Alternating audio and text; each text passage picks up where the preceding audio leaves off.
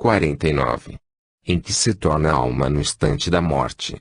Volta a ser espírito, isto é, retorna ao mundo dos espíritos, que havia deixado momentaneamente.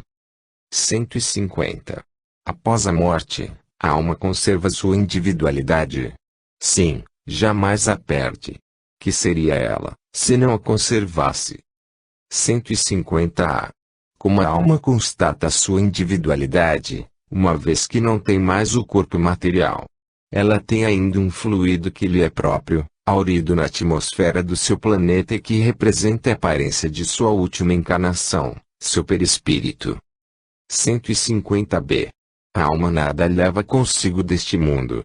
Nada, a não ser a lembrança, o desejo de ir para um mundo melhor. Essa lembrança é cheia de doçura ou de amargor, conforme o emprego que haja feito da vida. Quanto mais pura for, tanto melhor compreenderá a futilidade do que deixa na terra. 151. Que pensar da opinião dos que dizem que após a morte a alma retorna ao todo universal? O conjunto dos espíritos não forma um todo? Não constitui um mundo completo?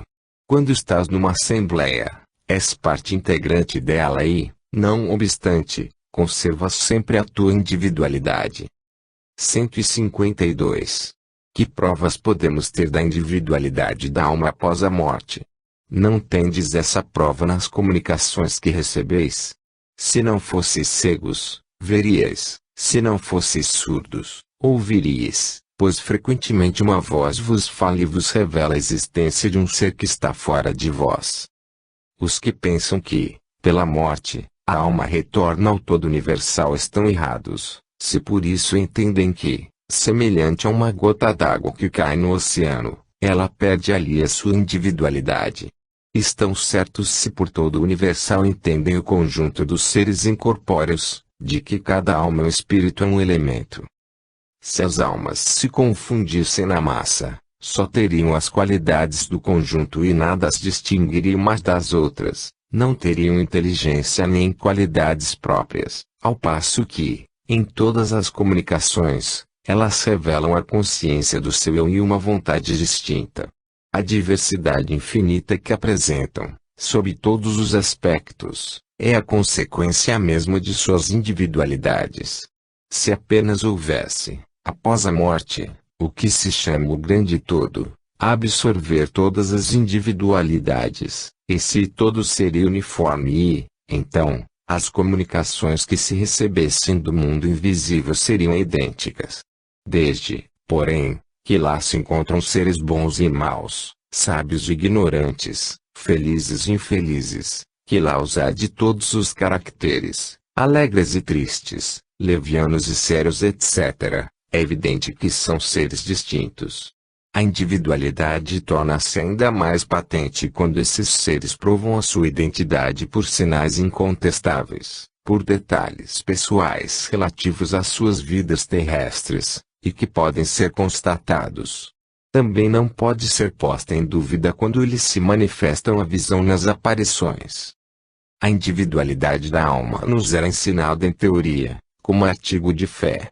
O Espiritismo a torna evidente e, de certo modo, material. 153.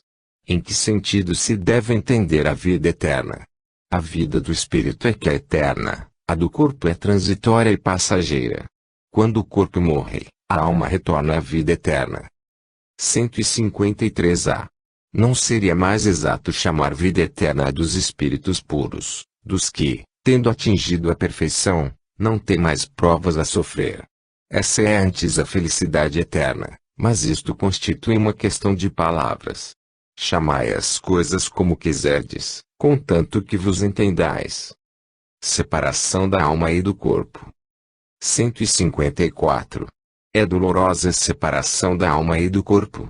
Não, o corpo quase sempre sofre mais durante a vida do que no momento da morte, a alma nenhuma parte toma nisso. Os sofrimentos que algumas vezes se experimentam no instante da morte são um gozo para o espírito, que vê chegar o termo do seu exílio. Na morte natural, a que resulta do esgotamento dos órgãos em consequência da idade, o homem deixa a vida sem o perceber, É uma lâmpada que se apaga por falta de combustível. 155. Como se opera a separação da alma e do corpo? Desfeitos os laços que a retinham, ela se desprende. 155A. A separação se dá instantaneamente por brusca transição? Haverá uma linha de demarcação claramente traçada entre a vida e a morte? Não, a alma se desprende gradualmente e não escapa como um pássaro cativo a que se restituiu subitamente à liberdade. Aqueles dois estados se tocam e se confundem, de modo que o espírito se desprende pouco a pouco dos laços que o prendiam. Eles se desatam, não se quebram. Durante a vida, o espírito está preso ao corpo por seu envoltório semi-material ou perispírito. A morte é apenas a destruição do corpo, e não a desse segundo envoltório, que se separa do corpo quando cessa nesta vida orgânica. A observação comprova que, no instante da morte, o desprendimento do perispírito não se completa subitamente, que se opera gradualmente com uma lentidão muito variável conforme os indivíduos. Em uns é bastante rápido, podendo-se dizer que o momento da morte é também o da libertação, que se verifica logo após. Em outros, sobretudo naqueles cuja vida foi toda material e sensual, o desprendimento é muito menos rápido, durando algumas vezes dias, semanas e até meses, o que não implica a existência, no corpo, da menor vitalidade, nem a possibilidade de um retorno à vida, mas simples afinidade entre o corpo e o espírito, afinidade que sempre guarda relação direta com a preponderância que, durante a vida, o espírito deu à matéria. De fato, é racional conceber-se que, quanto mais o espírito se tenha identificado com a matéria, tanto mais penoso lhe seja separar-se dela, ao passo que a atividade intelectual e moral e a elevação dos pensamentos operam um começo de desprendimento, mesmo durante a vida do corpo. Assim, quando chega a morte, o desprendimento é quase instantâneo. Tal resultado dos estudos feitos em todos os indivíduos observados no momento da morte. Essas observações provam ainda que a afinidade, persistente entre a alma e o corpo, em certos indivíduos, é, algumas vezes, muito penosa, porque o espírito pode experimentar o horror da decomposição. Este caso é excepcional e peculiar a certos gêneros de vida e de morte, verifica-se com alguns suicidas. 156. A separação definitiva da alma e do corpo pode ocorrer antes da cessação completa da vida orgânica. Na agonia, a alma, algumas vezes, já deixou o corpo, nada mais há que a vida orgânica. O homem não tem mais consciência de si mesmo e, no entanto, ainda lhe resta um sopro de vida. O corpo é uma máquina que o coração põe em movimento. Existe enquanto o coração faz circular o sangue nas veias e, para isso, não precisa da alma. 157. No momento da morte, a alma tem, algumas vezes, uma aspiração ou êxtase que lhe faça entrever o mundo no qual vai entrar. Muitas vezes a alma sente que se vão desfazer os laços que a prendem ao corpo. Emprega então todos os esforços para desfazê-los inteiramente. Já em parte desprendida da matéria, vê o futuro desdobrar-se diante de si e goza, por antecipação, do estado de espírito. 158. O exemplo da lagarta, que inicialmente rasteja na terra, depois se encerra na sua crisálida em estado de morte aparente, para em seguida renascer com uma existência brilhante, pode dar-nos uma ideia da vida terrestre, do túmulo e, finalmente, da nossa nova existência. Uma pálida ideia. A imagem é boa, todavia, não deve ser tomada ao pé da letra, como frequentemente o fazeis. 159. Que sensação experimenta a alma no momento em que se reconhece no mundo dos espíritos? Depende. Se praticaste o mal com o desejo de o fazer, no primeiro momento te sentirás envergonhado de o haveres praticado. Para o justo, é bem diferente. A alma se sente como que aliviada de grande peso, pois não teme nenhum olhar investigador. 160. O espírito encontra imediatamente aqueles que conheceu na terra e que morreram antes dele. Sim, conforme a afeição que tinha por eles e o afeto que eles lhe consagravam. Quase sempre eles o vêm receber na sua volta ao mundo dos espíritos e o ajudam a libertar-se das faixas da matéria. Encontra-se também com muitos dos que conheceu e perdeu de vista durante sua vida na terra. Vê os que estão na erraticidade e vai visitar os que se encontram encarnados. 161. Na morte violenta ou acidental, quando os órgãos ainda não se enfraqueceram pela idade ou pelas doenças, a separação da alma e o cessar da vida ocorrem simultaneamente. Geralmente é assim, mas, em todos os casos, o instante que os separa é muito curto. 162. Após a decapitação, por exemplo, o homem conserva por alguns instantes a consciência de si mesmo. Muitas vezes a conserva durante alguns minutos, até que a vida orgânica se tenha extinguido completamente. Mas, também, quase sempre o temor da morte lhe faz perder aquela consciência antes do momento do suplício. Trata-se aqui da consciência que o supliciado pode ter de si mesmo, como homem e por intermédio dos órgãos, e não como espírito. Se não perdeu essa consciência antes do suplício, pode conservá-la por alguns instantes, mas de duração muito curta, e que cessa necessariamente com a vida orgânica do cérebro, o que não quer dizer que o perispírito esteja inteiramente separado do corpo.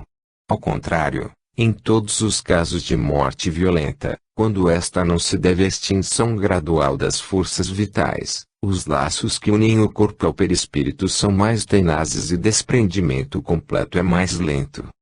Perturbação espiritual. 163. Deixando o corpo, a alma tem imediatamente consciência de si mesma.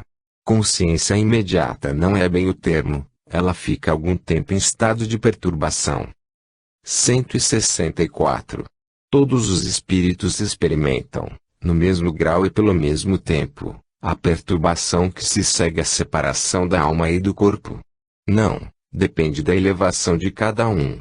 Aquele que já está purificado se reconhece quase imediatamente, porque se libertou da matéria durante a vida do corpo, ao passo que o homem carnal, aquele cuja consciência não é pura, guarda por muito mais tempo a impressão da matéria. 165. O conhecimento do espiritismo exerce alguma influência sobre a duração, mais ou menos longa, da perturbação? Influência muito grande, visto que o espírito já compreendia de antemão a sua situação, porém, a prática do bem e a consciência pura exercem maior influência. No momento da morte, tudo, a princípio, é confuso. A alma precisa de algum tempo para se reconhecer, acha-se como que aturdida, no estado de um homem que despertou de profundo sono e procura compreender a sua situação. A lucidez das ideias e a memória do passado lhe voltam à medida que se apaga a influência da matéria da qual acaba de se libertar, e se dissipa a espécie de nevoeiro que lhe obscurece os pensamentos. A duração da perturbação que se segue à morte é muito variável. Pode ser de algumas horas, como de vários meses e até de muitos anos. É menos longa naqueles que, desde a vida terrena, se identificaram com o seu estado futuro, pois esses compreendem imediatamente a posição em que se encontram. Essa perturbação apresenta circunstâncias particulares, de acordo com os caracteres dos indivíduos e, principalmente, com o gênero de morte. Nas mortes violentas, por suicídio, suplício, acidente, apoplexia, ferimentos etc., o espírito fica surpreendido, espantado, não acredita que esteja morto e sustenta essa ideia com obstinação. No entanto, vê o seu próprio corpo, sabe que esse corpo é seu, mas não compreende que se ache separado dele, acerca-se das pessoas a quem estima, fala-lhes e não entende porque elas não o ouvem. Esta ilusão dura até o completo desprendimento do perispírito. Só então o espírito se reconhece e compreende que já não faz parte do número dos vivos. Este fenômeno se explica facilmente. Surpreendido pela morte imprevista, O espírito fica atordoado com a brusca mudança que nele se operou, considera ainda a morte como sinônimo de destruição, de aniquilamento. Ora, como pensa, vê e ouve, tem a sensação de não estar morto. O que lhe aumenta a ilusão é o fato de se ver com um corpo semelhante ao precedente, quanto à forma, mas cuja natureza etérea ainda não teve tempo de estudar, julga sólido e compacto como o primeiro e, quando chamam sua atenção para esse ponto, admira-se de não poder apalpá-lo. Esse fenômeno é análogo ao que ocorre com alguns sonâmbulos inexperientes, que não creem dormir. Para eles o sono é sinônimo de suspensão das faculdades. Ora, como pensam livremente e veem, julgam que não dormem. Certos espíritos apresentam essa particularidade, mesmo que a morte não lhes tenha chegado inesperadamente. Mas é sempre mais generalizada entre os que, apesar de doentes, não pensavam em morrer. Observa-se, então, o singular espetáculo de um espírito assistir ao seu próprio enterro como se fora o de um estranho e falando desse ato como de coisa que não lhe diz respeito, até o momento em que compreende a verdade. A perturbação que se segue à morte nada tem de penosa para o homem de bem, é calma e em tudo semelhante àquela que acompanha um despertar tranquilo. Para aquele cuja consciência não está pura, a perturbação é cheia de ansiedade e de angústias, que aumentam à medida que ele reconhece a sua nova situação. Nos casos de morte coletiva, tem sido observado que nem todos os que perecem ao mesmo tempo tornam a ver-se imediatamente. Na perturbação que se segue à morte, cada um vai para seu lado ou só se preocupa com os que lhe interessam. 7nt. Acrescentamos as expressões sua individualidade e vida eterna ao subtítulo acima, por terem sido contempladas por Allan Kardec no cabeçalho deste capítulo e no sumário desta obra. Capítulo 4. Pluralidade das existências. Reencarnação. 166. Como pode a alma, que não alcançou a perfeição durante a vida corpórea, acabar de depurar-se, sofrendo a prova de uma nova existência? 166a. Como a alma realiza essa nova existência? Será pela sua transformação como espírito. A alma, ao se depurar, sem dúvida sofre uma transformação, mas para isso necessita da prova da vida corpórea. 166b. A alma passa, portanto, por muitas existências corpóreas. Sim, todos nós temos muitas existências corpóreas. Os que dizem o contrário querem manter-vos na ignorância em que eles próprios se encontram, esse é o desejo deles. 166c. Parece resultar desse princípio que a alma, depois de haver deixado um corpo, toma outro, em outras palavras, que ela reencarna em novo corpo. É assim que se deve entender? Evidentemente. 167. Qual a finalidade da reencarnação? Expiação, melhoramento progressivo da humanidade. Sem isso, onde estaria a justiça? 168. O número das existências corpóreas é limitado ou o espírito reencarna perpetuamente? A cada nova existência o espírito dá um passo adiante na estrada do progresso. Quando se despojar de todas as impurezas, não mais necessitará das provas da vida corpórea. 169. O número de encarnações é o mesmo para todos os espíritos? Não, aquele que caminha depressa se poupa a muitas provas. Todavia, essas encarnações sucessivas são sempre muito numerosas, porque o progresso é quase infinito. 170. Em que se transforma o espírito depois da sua última encarnação? Em espírito bem-aventurado, em espírito puro. Justiça da reencarnação. 171. Em que se baseia o dogma da reencarnação? Na justiça de Deus e na revelação, pois incessantemente repetimos, o bom pai sempre deixa aos filhos uma porta aberta ao arrependimento. Não te diz a razão que seria injusto privar para sempre da felicidade eterna a todos aqueles de quem não dependeu se melhorarem? Não são filhos de Deus todos os homens? Somente entre os homens egoístas se encontra a iniquidade, o ódio implacável e os castigos sem remissão. Todos os espíritos tendem para a perfeição e Deus lhes faculta os meios de alcançá-la pelas provações da vida corpórea. Mas, em sua justiça, Ele lhes concede realizar, em novas existências, o que não puderam fazer ou concluir numa primeira prova. Deus não agiria com equidade, nem de acordo com a sua bondade, se castigasse para sempre os que encontraram obstáculos ao seu melhoramento, independentemente de sua vontade, no próprio meio em que foram colocados. Se a sorte dos homens se fixasse irrevogavelmente depois da morte, Deus não teria pesado as ações de todos na mesma balança, nem os teria tratado com imparcialidade.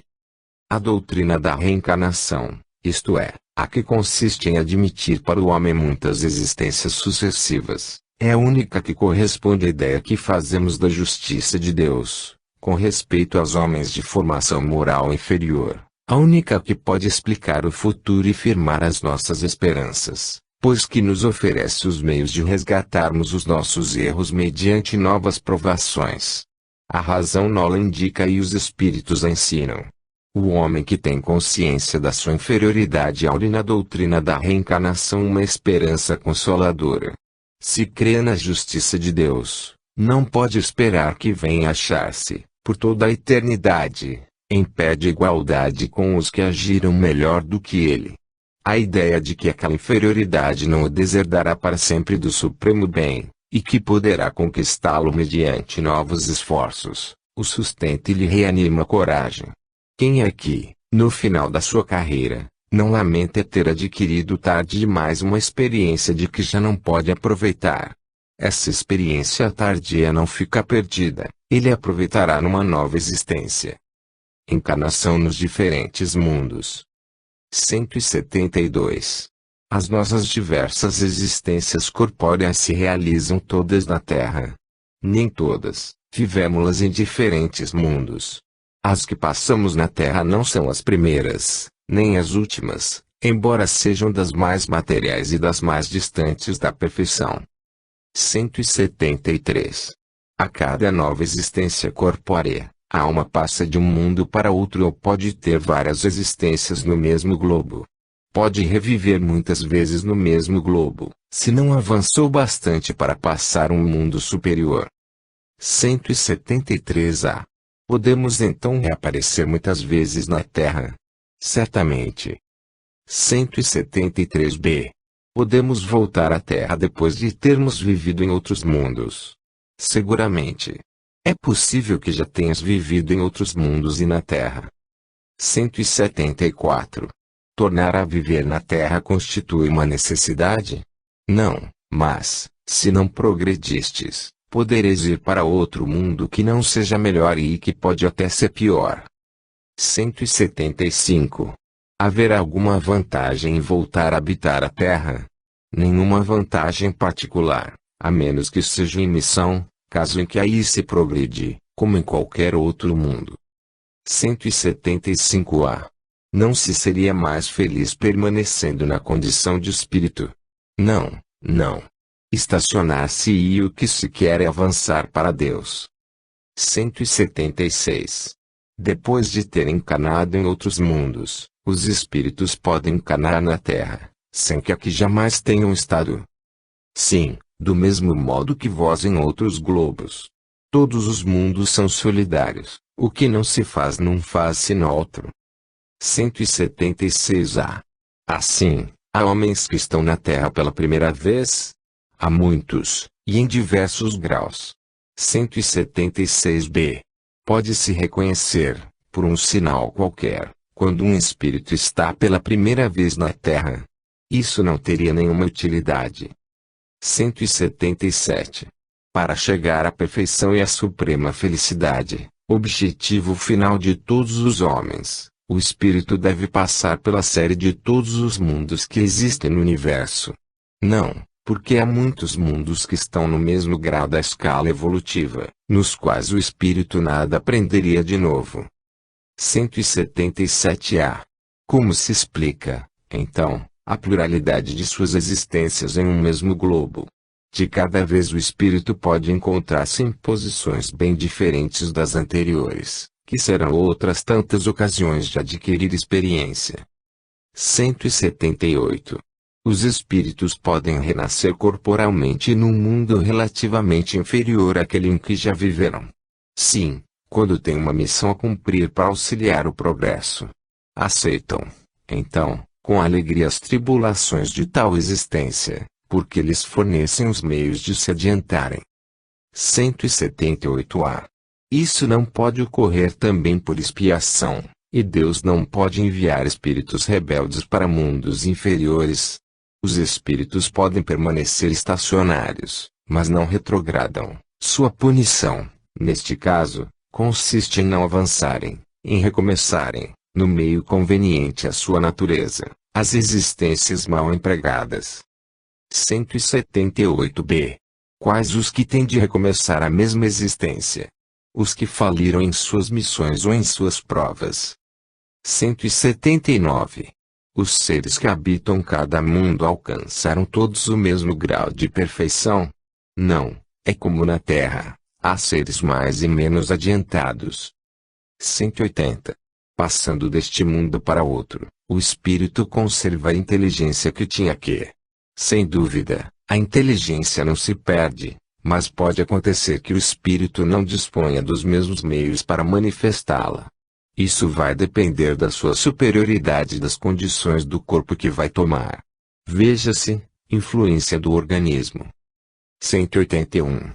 Os seres que habitam os diferentes mundos têm corpos semelhantes aos nossos. Sem dúvida eles têm corpos, porque o espírito precisa estar revestido de matéria para atuar sobre a matéria, mas esse envoltório é mais ou menos material, conforme o grau de pureza que chegaram os espíritos. É isso que diferencia os mundos que devemos percorrer, pois há muitas moradas na casa de nosso Pai, sendo de muitos graus essas moradas. Alguns o sabem e têm consciência disso aqui na Terra, o que não acontece com outros. 182. Podemos conhecer exatamente o estado físico e moral dos diferentes mundos.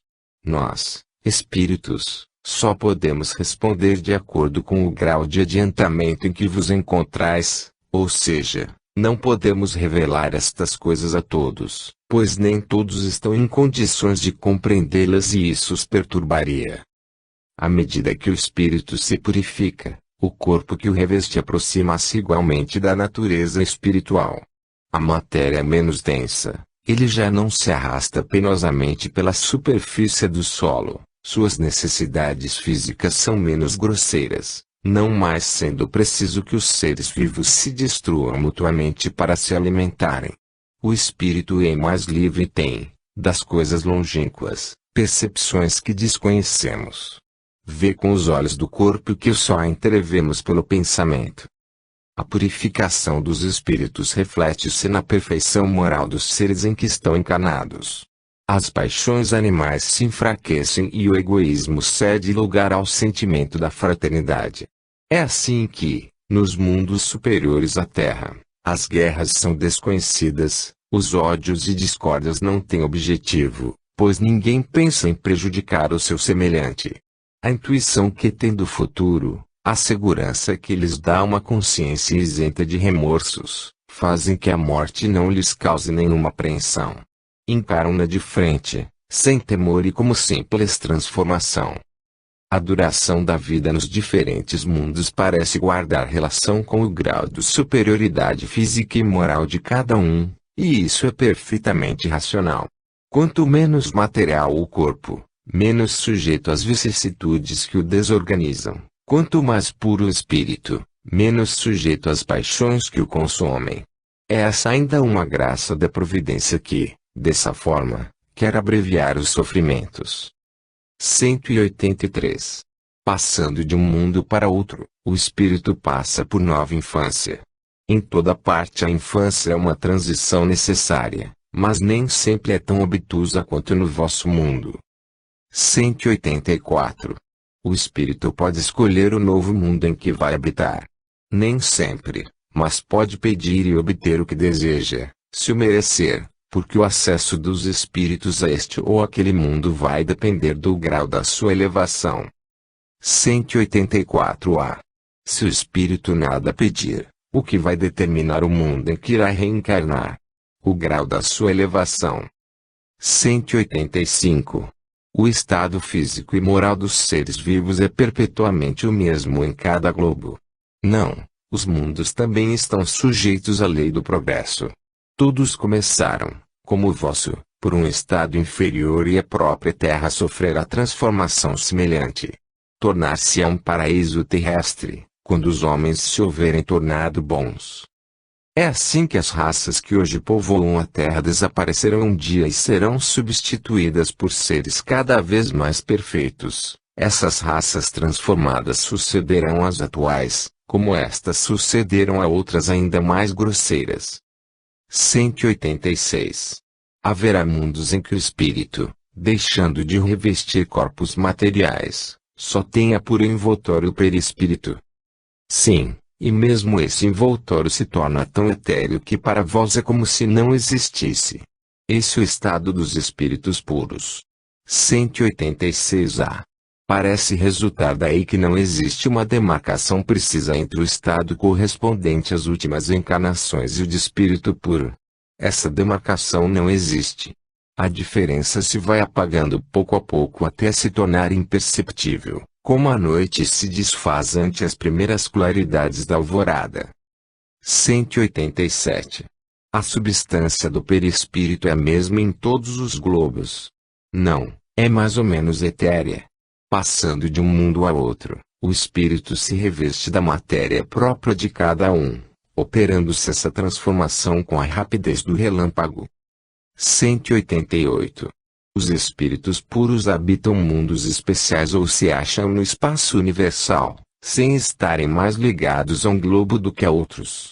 Os espíritos puros habitam certos mundos, mas não estão confinados a eles como os homens na Terra. Podem, melhor do que os outros, estar em toda parte. Nota de Allan Kardec: segundo os espíritos, de todos os globos que compõem o nosso sistema planetário, a Terra é daqueles cujos habitantes são menos adiantados, física e moralmente. Marte lhe seria ainda inferior, e Júpiter muito superior, em todos os sentidos. O Sol não seria mundo habitado por seres corpóreos, mas local de reunião dos espíritos superiores, os quais de lá irradiam seus pensamentos para os outros mundos, que eles dirigem por intermédio de espíritos menos elevados, transmitindo-os a estes por meio do fluido universal. Do ponto de vista de sua constituição física, o Sol seria um foco de eletricidade. Todos os sóis, ao que parece, estariam em condições idênticas.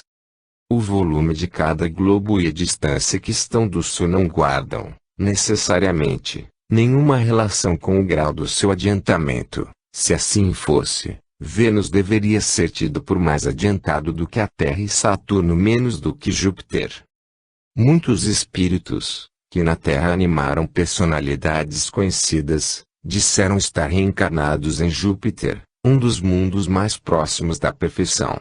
É de causar espanto que tenho visto, nesse globo tão adiantado, homens a quem a opinião terrena não julgava tão elevados. Isso, porém, nada tem de surpreendente, se considerarmos que certos espíritos, habitantes daquele planeta, podiam ter sido enviados à Terra para nela desempenharem uma missão que, aos nossos olhos, não os colocaria no primeiro plano.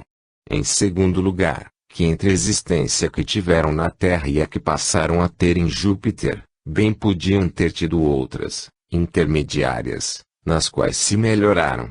Em terceiro lugar, finalmente, que, naquele mundo, como no nosso, há diferentes graus de desenvolvimento e que, entre esses graus, pode haver a distância que separa, entre nós, o selvagem do homem civilizado. Assim, pelo fato de um espírito habitar Júpiter, não se segue que esteja no nível dos seres mais adiantados, do mesmo modo que ninguém pode considerar-se na categoria de um sábio do Instituto, só porque reside em Paris. As condições de longevidade também não são, em toda parte, as mesmas que na Terra, e a idade não se pode comparar. Evocado, um espírito que havia desencarnado há alguns anos disse estar encarnado há 6 meses num mundo cujo nome nos é desconhecido. Interrogado sobre a idade que tinha nesse mundo, respondeu: não posso avaliá-la, porque não contamos o tempo como vós. Depois, os modos de existência não são os mesmos, ali nos desenvolvemos muito mais rapidamente. Entretanto, embora haja apenas 6 dos vossos meses que lá me encontro, posso dizer que, quanto à inteligência, tenho 30 anos da idade que tive na Terra.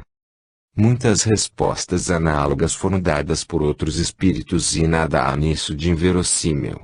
Não vemos na Terra uma porção de animais que adquirem em alguns meses o seu desenvolvimento normal. Por que não se poderia dar o mesmo com o homem em outras esferas?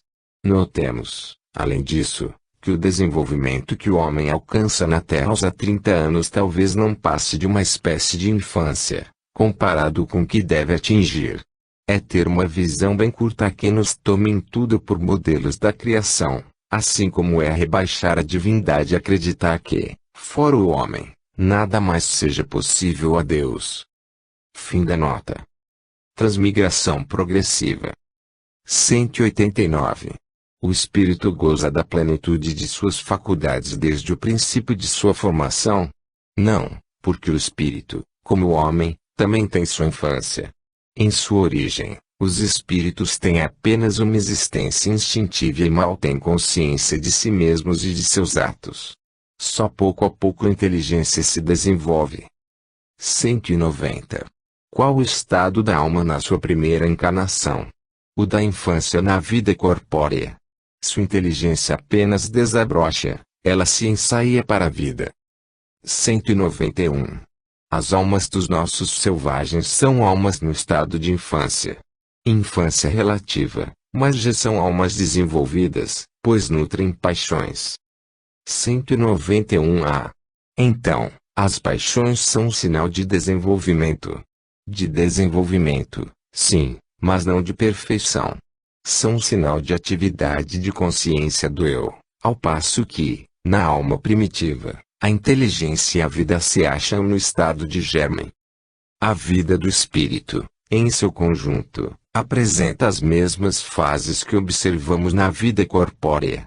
Ele passa gradualmente do estado de embrião ou de infância, para chegar, por uma sucessão de períodos, ao estado de adulto, que é o da perfeição, com a diferença de não haver, para o espírito, nem declínio nem decrepitude, como na vida corpórea, que a sua vida, que teve começo, não terá fim, que lhe é necessário, do nosso ponto de vista, um tempo imenso para passar da infância espiritual ao completo desenvolvimento, e que o seu progresso se realiza não numa única esfera, mas passando por diversos mundos.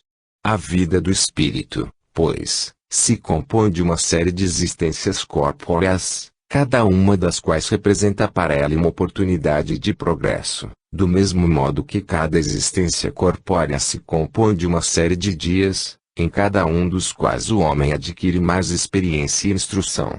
Mas assim como na vida do homem há dias que não produzem nenhum fruto, na do espírito há existências corpóreas que não lhe trazem nenhum resultado, porque não as soube aproveitar. 192.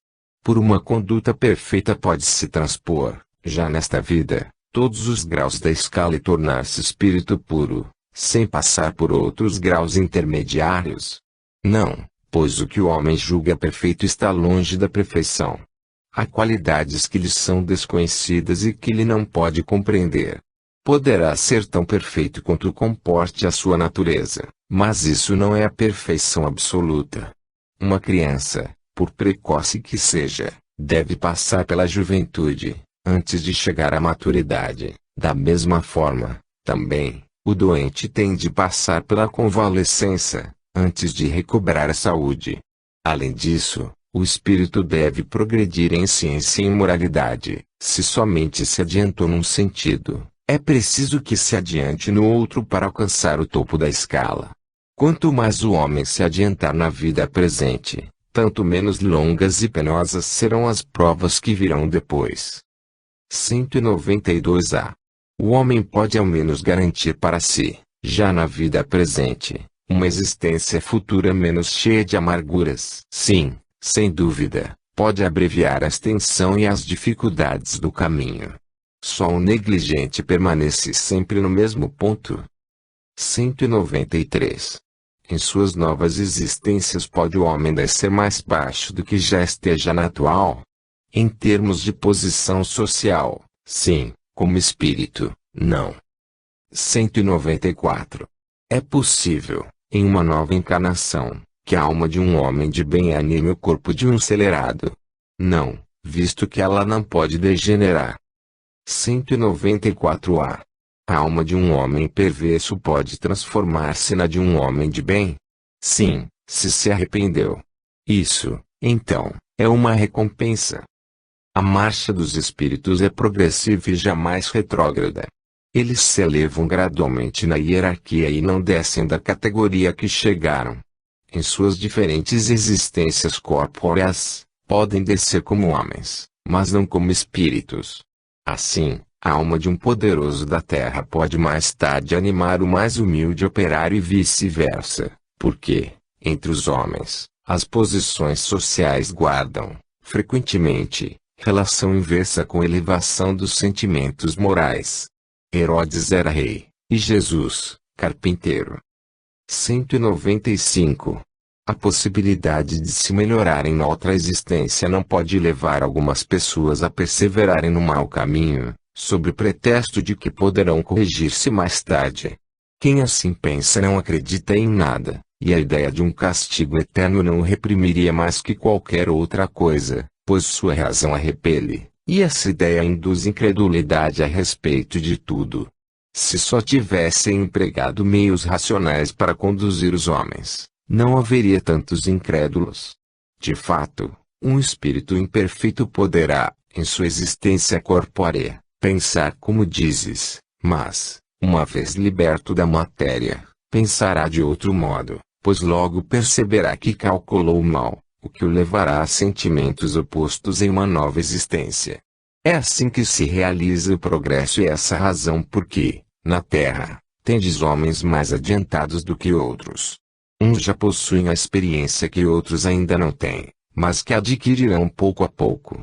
Depende deles acelerar o seu progresso ou retardá-lo indefinidamente. O homem que se encontra numa posição má deseja trocá-lo o mais rápido possível.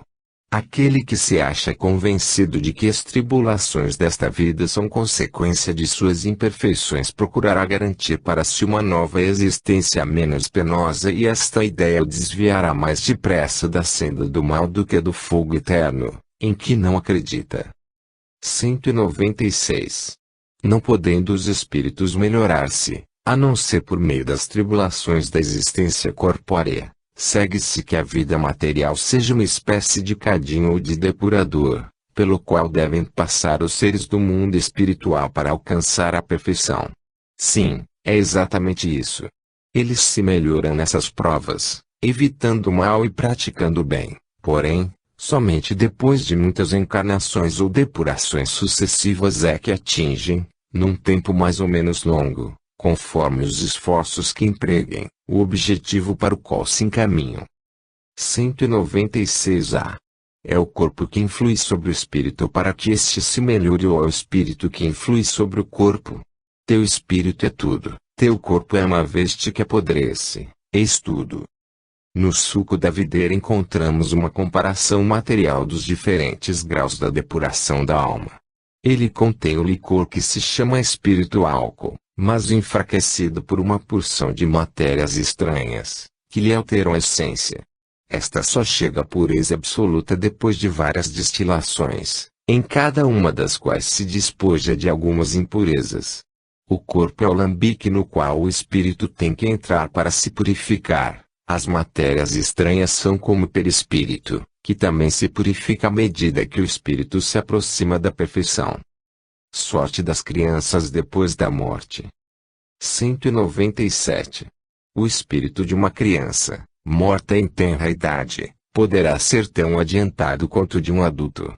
Algumas vezes muito mais, porque pode ter vivido mais e adquirido maior soma de experiência, sobretudo se progrediu.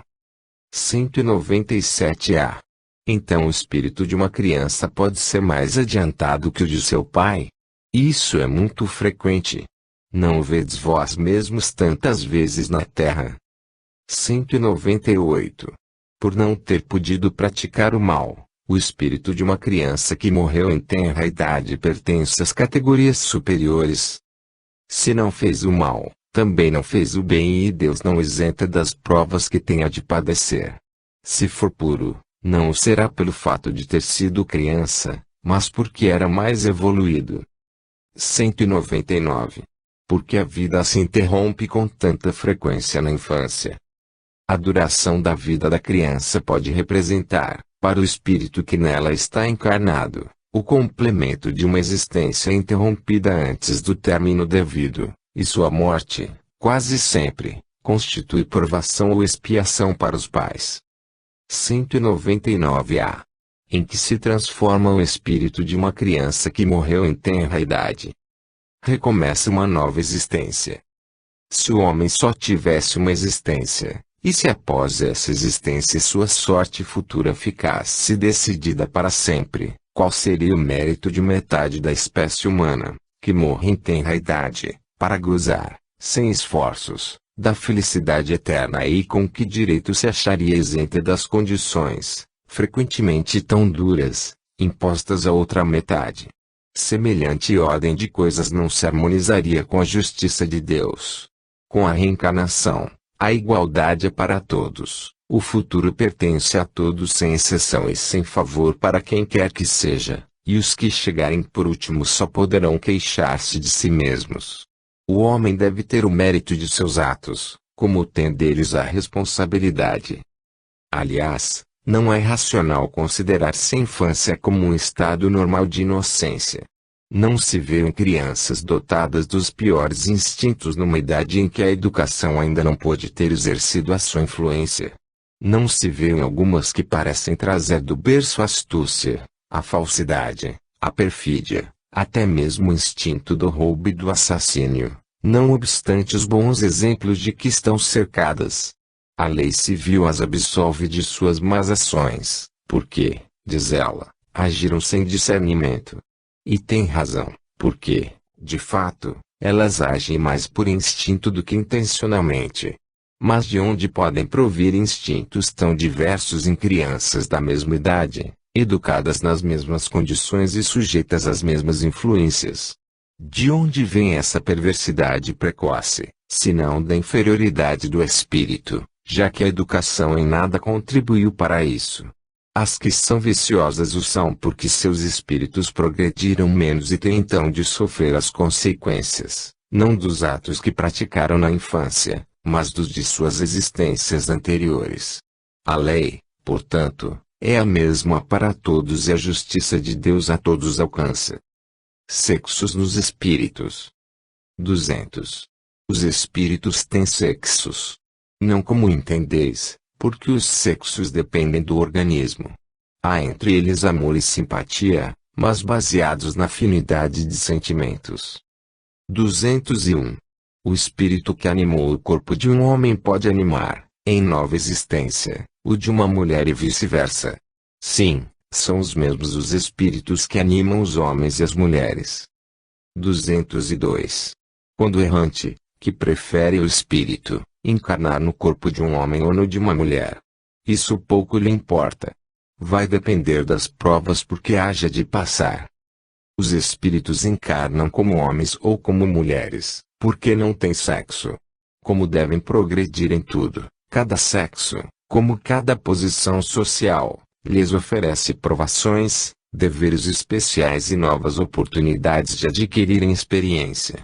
Aquele que fosse sempre homem só saberia o que sabem os homens. Parentesco, filiação. 203. Os pais transmitem aos filhos uma parcela de suas almas ou se limitam a lhes dar a vida animal, a qual uma nova alma vem, mais tarde, adicionar a vida moral. Somente a vida animal, pois a alma é indivisível. Um pai estúpido pode ter filhos inteligentes e vice-versa. 204. Já que tivemos muitas existências, nossa parentela se originou bem antes da nossa existência atual. Não pode ser de outra maneira. A sucessão das existências corpóreas estabelece entre os espíritos ligações que remontam às vossas existências anteriores. Daí, muitas vezes, as causas de simpatia entre vós e alguns espíritos que vos parecem estranhos. 205.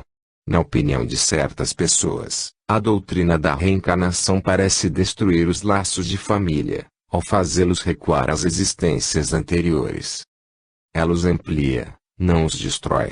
Baseando-se o parentesco em afeições anteriores, os laços que unem os membros de uma mesma família são menos precários. A doutrina da reencarnação aumenta os deveres da fraternidade, pois do vosso vizinho ou no vosso empregado pode encontrar-se um espírito que esteve ligado a vós por laços consanguíneos. 205a. No entanto, essa doutrina diminui a importância que alguns atribuem à sua genealogia, visto que cada um pode ter tido por pai um espírito que haja pertencido a outra raça ou que tenha vivido em condição muito diversa. É verdade, mas essa importância se baseia no orgulho. O que a maioria das pessoas venera em seus antepassados são os títulos, a posição, a fortuna. Que se envergonharia de ter, como ascendente, honrado sapateiro, se gabaria de descender de um nobre devasso.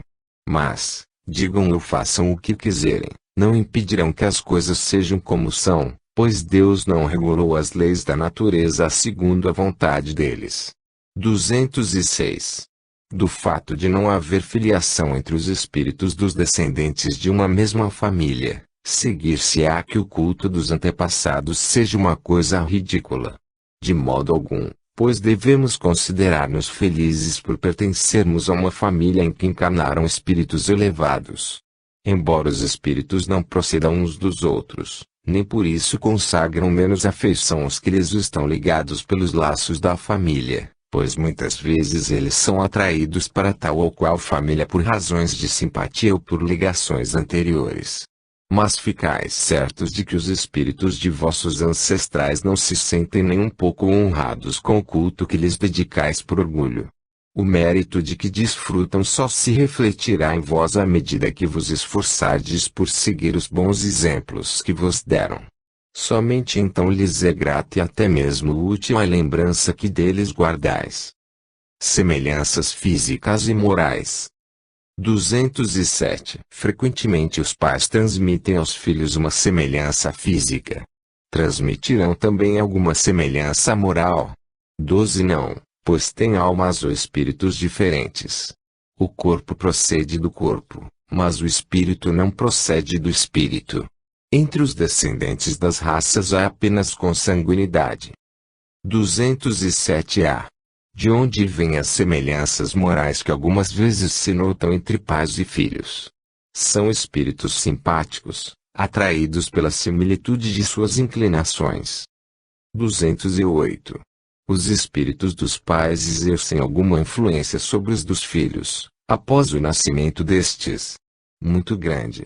Conforme já dissemos, os espíritos devem contribuir para o progresso uns dos outros. Pois bem, os espíritos dos pais têm por missão desenvolver os de seus filhos pela educação. Isto constitui para eles uma tarefa. Se falharem, serão culpados. 209. Por que razão pais bons e virtuosos geram filhos de natureza perversa? Em outras palavras, porque as boas qualidades dos pais nem sempre atraem, por simpatia, um espírito bom para animar seu filho. Um espírito mau pode pedir bons pais, na esperança de que seus conselhos o dirijam por um caminho melhor, e muitas vezes Deus o atende. 210. Podem os pais, por seus pensamentos e preces, atrair para o corpo do filho um espírito bom, em vez de um espírito inferior? Não, mas podem tornar melhor espírito do filho que geraram e que lhes foi confiado. Esse é o dever deles. Os maus filhos são uma provação para os pais. 211. De onde vem a semelhança de caráter que muitas vezes existe entre dois irmãos, principalmente entre os gêmeos? Espíritos simpáticos que se aproximam por analogia de sentimentos e que se sentem felizes por estar juntos. 212. Nas crianças cujos corpos nascem ligados e que possuem alguns órgãos em comum, há dois espíritos, ou, melhor dizendo, duas almas. Sim, mas a semelhança entre essas almas é tão grande que faz-vos pareçam, muitas vezes, uma só. 213. Já que os espíritos encarnam nos gêmeos por simpatia, de onde provém a aversão que às vezes se nota entre eles? Não é uma regra que os gêmeos tenham de ser espíritos simpáticos. Espíritos maus podem querer lutar juntos no teatro da vida. 214. Que se deve pensar dessas histórias de crianças que lutam no ventre materno? Alegorias. Para mostrar que o ódio entre elas era muito antigo, fazem-no recuar a uma data anterior ao nascimento delas. Em geral, não levais muito em conta as imagens poéticas. 215. De onde provém o caráter distintivo que se nota em cada povo?